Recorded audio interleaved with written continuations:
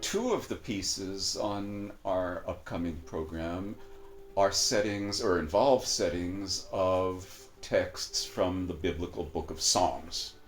I bet that there are probably more choral pieces that are psalm settings of psalms, than any other source of text. Why do you think that is? I think it's because, first of all, the texts are very poetic. From a very young age, I always thought that the psalm part was always one of the most interesting ones of the whole service of a Catholic Mass. Especially like the congregation, the people that attend, like they will actually be involved actively singing and replying to what the cantor is saying, right?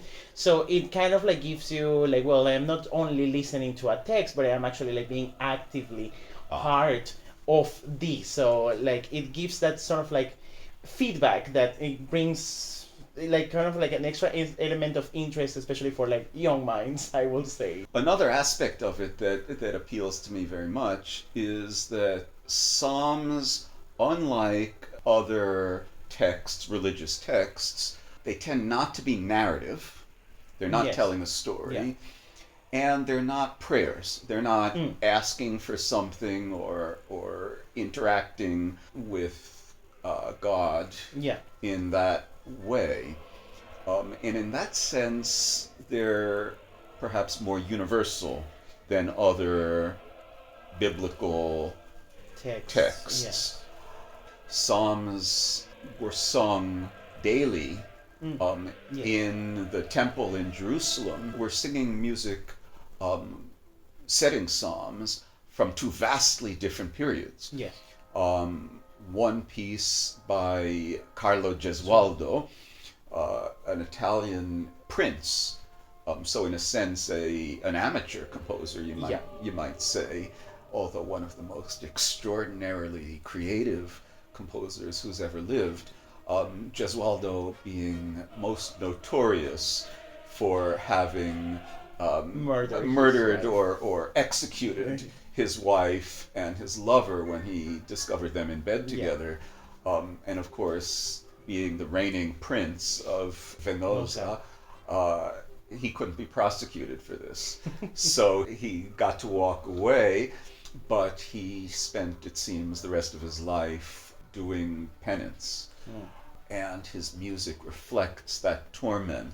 But on the other hand, we have the Symphony of Psalms by Igor Stravinsky, maybe the greatest of all 20th century composers, who wrote this psalm setting on commission from the Boston Symphony Orchestra for its 50th anniversary, at a time when he was returning to religious practice, having gone away for a period.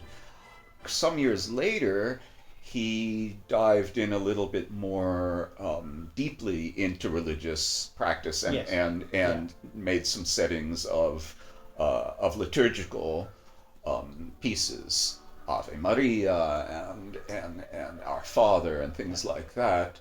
But it seems to me that the Psalms are a way for him to begin to immerse himself in that world more gradually.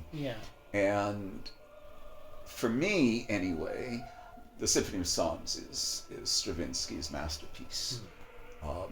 It has an extraordinary range of emotions, of feelings, and we don't usually think of Stravinsky as an emotional composer.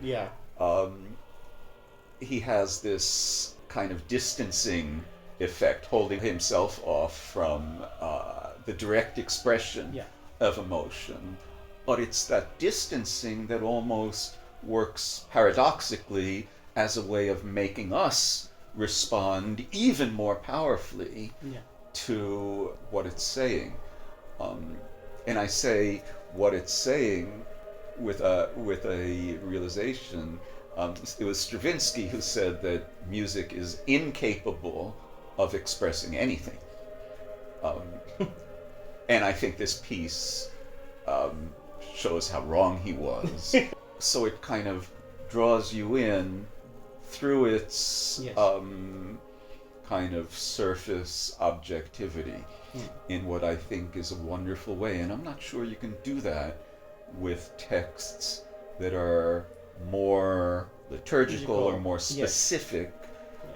Yeah. Psalms enable that. Yeah, I think that what you have mentioned now, like it also like exemplifies like the diversity as well of the texts themselves, right? Like you have the Psalms not only not being narrative, but they have a wide variety of emotions in them. Even in the music that we're singing, the first movement Yes. of the Symphony of Psalms, and similarly the psalm that Gesualdo sets, Yeah.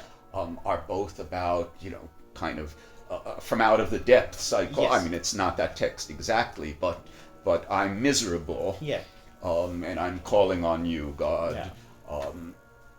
And we go to the final movement, which is all about praise God with cymbals, and praise God with strings, and Yes. with organs, and praise God here and there.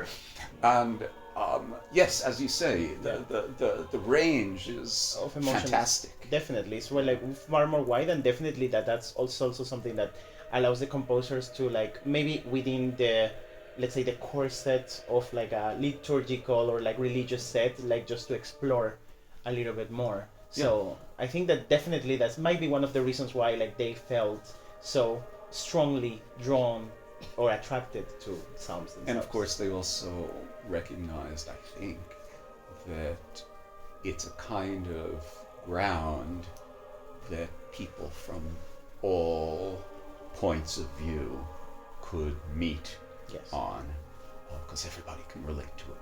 Yeah. So I hope you'll join us on June 30th. For Psalms and Rituals with the Hong Kong Bach Choir.